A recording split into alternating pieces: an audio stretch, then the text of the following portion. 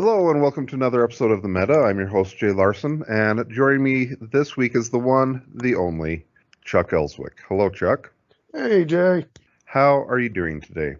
Oh, just counting down the days until Christmas break. And how many days away are you? Four. Students go on break this Friday. Well, good luck. I hope everyone survives and makes it to the break. Oh, my God. That's how I feel every time. Every teacher's just counting down at this point. So, Chuck, you've been a guest on the podcast multiple times, but can you go ahead and introduce yourself for anyone who hasn't heard of you? Oh, I think so. Started playing the game around, I think, about a year after it came out. The wife now, though, back then was the girlfriend. She and I went into a hobby store. Riders saw that they were starting to carry a game that I haven't been able to play in a while. Just stores around us didn't. Got back in the War Machine and then been doing it ever since. So that's about at least 15 some years now. God, I cannot believe. Though I joke every time I look downstairs and see how many models and painting and all that, because play everything. And Isaiah and I always joke, if we actually spent the amount of time and money that we have on our models, I think we could have cured cancer by now. We've just put too much time and money into all this hobby. Have you? It's brought you a lot of joy. Oh my God, yeah. Well, of course, that's what you get out and go do while you go to the cons, to see all the friends you've made throughout the years. So you are also currently involved with the Infernals team, is that correct? Since 2016. Okay, and so what is involved with that? Right now, if we're referring to like in general, I mean, just looking at rules with developers and Travis and trying to figure out what the intent is, to how the wording needs to be fixed towards that, to where there's something that isn't clear, trying to make sure that there's a way to either clear it up or clarify to what it's supposed to mean or how it interacts in the game. As for Mark IV, it is right now trying to figure out a lot of talking with the development team in regards to what are we trying to get across for the game to try and make sure that it plays out better. And then more so just looking at it from the standpoint of seeing what, at least I know with what we're discussing, things they need to make their way, or should they make their way in the Prime, or if they should be in the Unlimited format. All right, so as always, we're going to have an episode that is available to the public, free to everyone, and then a bonus episode that will be for the patrons. The first topic that I had to tackle with you, Chuck, was that you just returned from Warfare Weekend, where you played in the Iron Gauntlet and then the Invitational, and I wanted to know a little bit about how the event went for you, what you played, and how what you thought of those events. Well, I mean, for the Iron Gauntlet, I mean, everything seemed to be running smooth. We were able to start when we were supposed to, though. Iron Gauntlet had a little long of a lunch break for me, where it's like, oh man, afterwards had to rush to dinner and everything, but everything seemed to start on time. That program they had us use, I can't even remember the name of it now. We checked your pairings and the scenario, what table. I've never used it before, but it ran great. Though you could tell with people like me and Watt and a couple of the older people were like, look at our phone's technology, no work good, as we're trying to figure out how to submit our stuff at first. And then after some of the younger people showed us how to use it, yeah, we were able to figure it out. But I think everything went fine running-wise, at least. They have any problems. Everyone in the tournaments knew the game to the point where it didn't need a whole lot of judge calls. You didn't need third-party people. We were all, at least every round I had, we were able to figure everything out on our own. Okay, so what did you play in the Iron Gauntlet event? Mercenaries, if I am to remember, Ashland won and Damiano won. It's been about a month since that was Mark III. I haven't played a Mark III game since then. Sure, yeah. So what? How many people were in that event, and how did you end up doing in that one? The amount of people, God, being a month now and everything, I think there was supposed to be 32 for the Iron Gauntlet, and I thought that was about the number for Invitational, though people not showing up for the Iron Gauntlet who made it might have changed that number. I know I lost round one, and then after that one, every round except dropped the last round to go play with Isaiah, or not with Isaiah, but in his team tournament that him and the rest of the Minority Report guys were doing. And that was with Akers and Zealous. For the Iron Gauntlet, though, I mean, it was, of course, now I'm trying to remember who playing over a month ago isn't coming to mind right now. But round one lost, then the next 2 or 3 rounds won. And then it was whatever was the last round, whether that was round 4 or round 5 would have been. Ended up dropping whatever round it was going to be the last one for us to have the overall undefeated. Okay.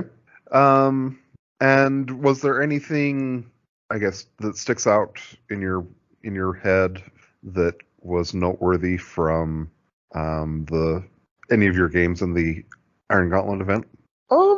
So even though I keep sticking on it with the first round opponent, that one was very much not just a hard game, but dice did not help either. And a couple of the other guys would always say, like, dice, you can't do a good skill, can minimize that amount of dice. But at the same time, it becomes, well, if you play somebody who's not just smart, but also has the luck, and then yours doesn't, things could have swung either way. I think he still had me in the end. Him and I know we're discussing at the end of the game, like, I don't think I lose round 3. I might lose round 5 if the dice went better. But it definitely was one of those games where the train definitely set it off. The building was in a spot where it could greatly help him with his flag, where for me, it allowed him just to contest over and over.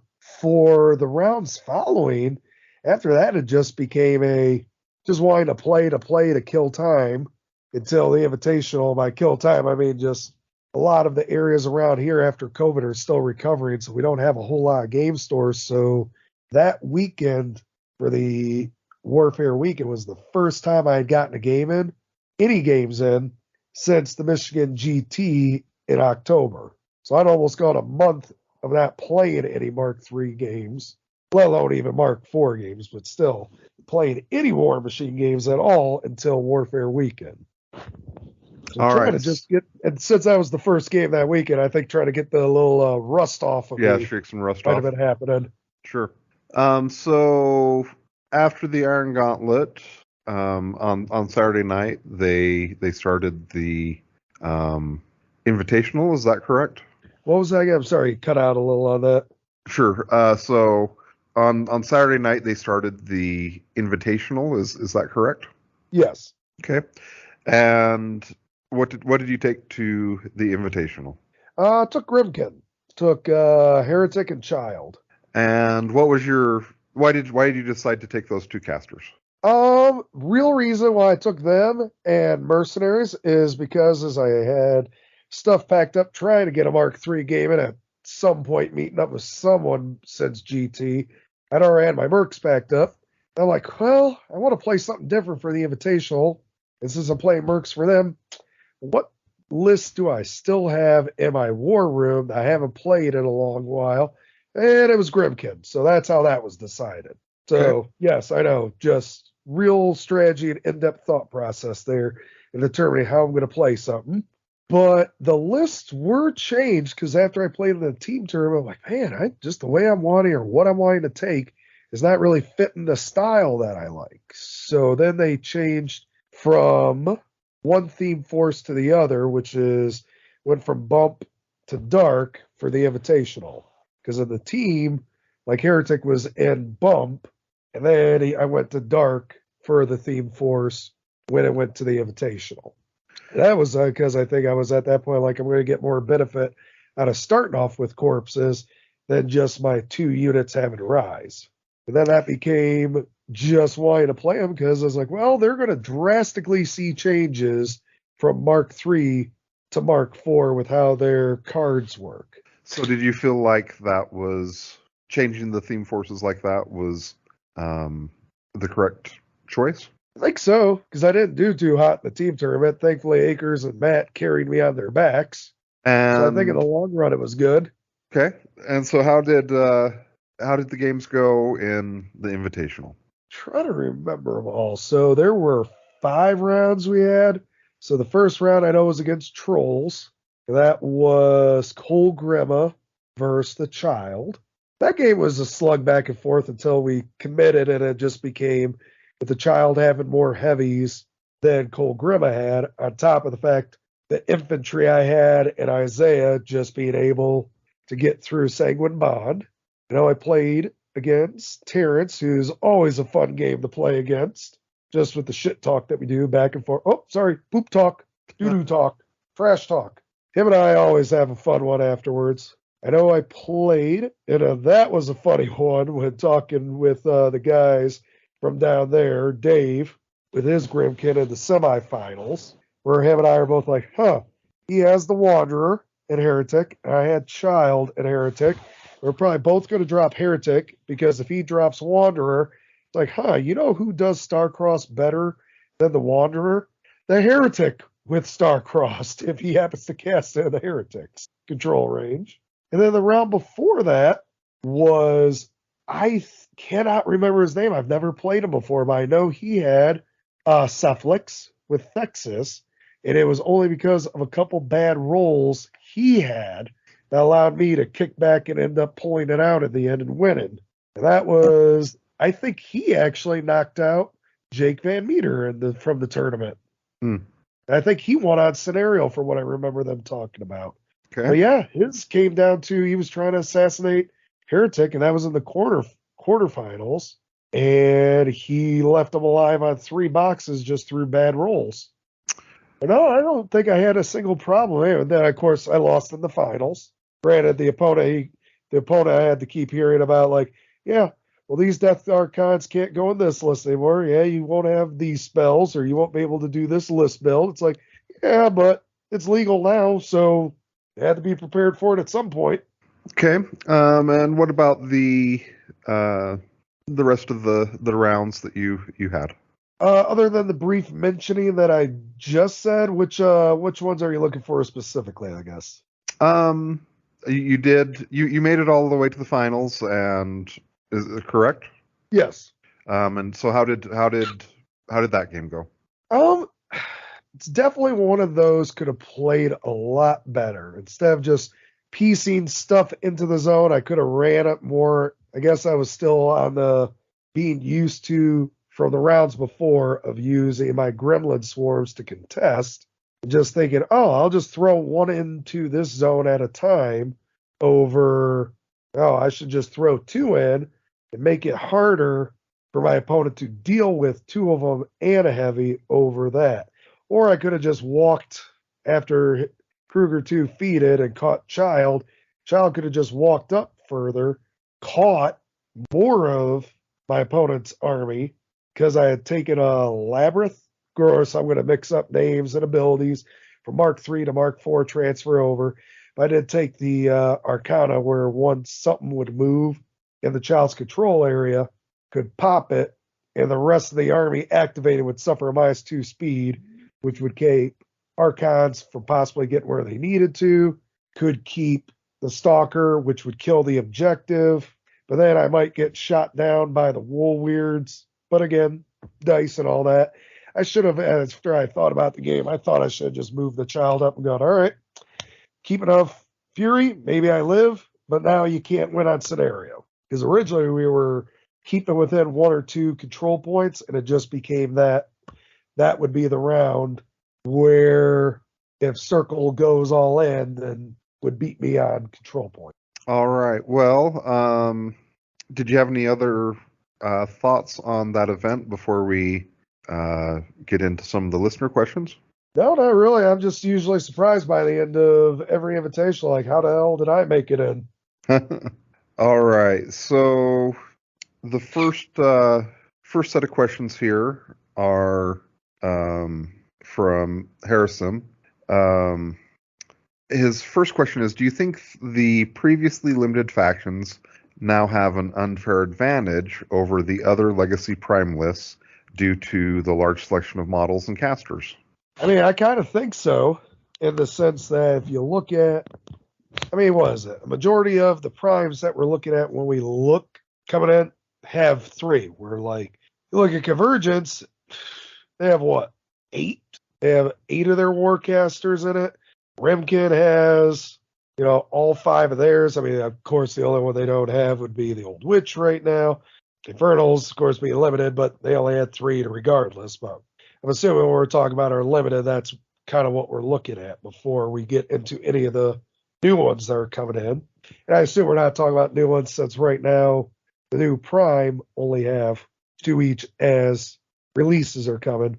But if we're looking at anything for Legacy crossover into Prime, yeah, because you got more options. Doesn't matter if, in the sense of, I guess, the way the question comes across, not to me at least, mattering what options they're bringing. Just the fact that you now have more than 3 means I can tailor better to my play style or what the scenario or what the tournament scene is going to be. So yeah, I very much think these limited ones are going to be up there for a while. Okay. Next question is King of Nothing with cost 3 clouds and losing his Arcana. I can't write a list for him as I just feel it dies on the way in. What are your thoughts? So, I mean, yeah, it kind of sucks with some of the things that he has bringing in. You still have the idea, and so it really starts, I think, becoming with him because you went not maybe as, at least for me, I didn't go as beast heavy with him as I did when I played him. Usually with a lot of troops. Now I think he's become more of a battle group caster prior, and I don't mean battle group caster. And then, of course, he has King of Silence, but I think more so it becomes an issue of you're wanting to take more things like Cage Ragers, Skin and Bones, just for the mere purpose that your clouds are costing more, but you could still use them to block line of sight with terrain. You can combine things. I just don't think he's no longer being the thing that can use a lot of infantry like he used to. Do you think that, obviously when you are picking a caster for a tournament, you have kind of an opportunity cost situation going on where when you pick a caster, you could have been picking a different caster who could potentially be fulfilling one of those roles. Do you think that there are many or any situations where picking this caster is going to be the right choice, or are you usually going to be better off going with a different caster? Are we talking about the King of Nothing still? Yeah. For me, with him, I'm kind of still looking at the idea that it's just a little, at times, a little harder now to get corpses for the mere purpose of, you don't have the theme force that's starting off with corpses yet. So corpse collecting is a lot harder for Grimkin now than what it was before. But at the same time, it becomes, almost with King, I still think you can do it. It just starts becoming he can be the one that's going to clear out infantry. He still has, ashes to ashes, or what I was going to say. Still has that. Still can end up stopping things from returning to play with dust to dust. He still can apply his minus armor like he used to just for Master of Ruin with someone having Scything Touch. He still has his, victim stats of Death 14, Armor 14, and 14 Life. But I still think he just becomes I'm going to have the Death Knell, going to have a couple heavies nearby. You just have a couple, like 1 or 2 units that are just going to feed the corpse cart. I think he can still do it. You still got Skin and Bones with Scything Touch that can still apply it, or you still have your Gorehounds that can apply it. The Gorehounds are usually the ones that would go out that would die to trigger his Kingdom of Silence. So I think you could still use them as infantry killing list or even armor cracking. And with the clouds, and now with the way units move, with the fact that you end up having Burning Ash, now when the units are more clogged up, even if they could somehow get line of sight to something, a majority of that unit that charges into that cloud is now going to end up suffering the -2 probably. So I think he's still good for everything for it. Granted, for me, my play style would be more Wanderer, Heretic, or Child, but I still think King of Nothing has something to do with it. All right. So, the next question for you, sir, is now that Grimkin have lost their Trump Arcana and some of the others have been toned down, Sacrifice, for example, Oh do you yeah. think it would be better to give them feats instead? I don't think so. I mean, the idea that what you're seeing for them now, about how many cards they can take, about how many they can play now a turn, with any of that aside, I think that's the balancing factor of it. Because still the idea is that I can still play these on your turn, which is what really comes across for it. And the fact that with the amount you can take and how many you can play, I really think that still shifts it in this, especially right now since we're more so looking at prime. I think that still has a big factor upon what you're playing into. You're still having to play into, I can trigger this on your turn and you still have to go around it. I still have the idea that when, granted, I know we were talking about sacrifice, but starts looking at the labyrinth of you advance it into your movement of my control range. I can now activate labyrinth and now affects the rest of your army. So it's still something that I get to dictate on your turn while you're activating things. Do you think that, so obviously one of the mandates that they had with the new edition was trying to make the game more accessible to new players. Do you think that from that point of view that they should have gotten rid of Arcana? I think, in my personal opinion, I don't think the Arcana should have got rid of, but I do think they should have been done something different other than just being command cards. So as is, I kind of see it with the rules and the balance for it is kind of fine. But at the same time, I guess maybe if you wanted to try and streamline it more, they could have became just feats. But I don't think if they were feats, like we already look at the idea and talk about how their trumps were kind of like their feet. They kind of weren't, but you get the idea with that. But I think if you do, you take away a lot of what was making their ability different. So I think for Prime, maybe, but I think by classifying them as command cards, that kind of was the balancing factor for the, all right, well, now we know for Grimkin, if I'm a newer player going into Grimkin, okay, well, they can play more command cards. They have a different way they can interact with their command cards. And some of their command cards are not something I can take, but they're going to be able to affect me on my turn, which I can kind of see the double-edged sword there where you're looking at a new player going, okay, well, I'm playing against somebody who can use a command card on my turn, but I can't on them. But at the same time, when you only have one faction that can do it, it kind of, I think, balances it out there. All right. Well, we do have some more questions for you that we're going to get in the bonus episode, but we're going to pause here on this first episode and continue things in the next one. As always, check out discountgamesinc.com for your gaming needs and check out the Patreon so that you can submit questions to our guests and so that you can listen to the bonus episodes. Chuck wanted to thank you very much for taking your time to share your knowledge with us. Oh, yeah. I mean, I don't think it's much knowledge, but yeah, I can understand. All right. And stay tuned to the bonus episode.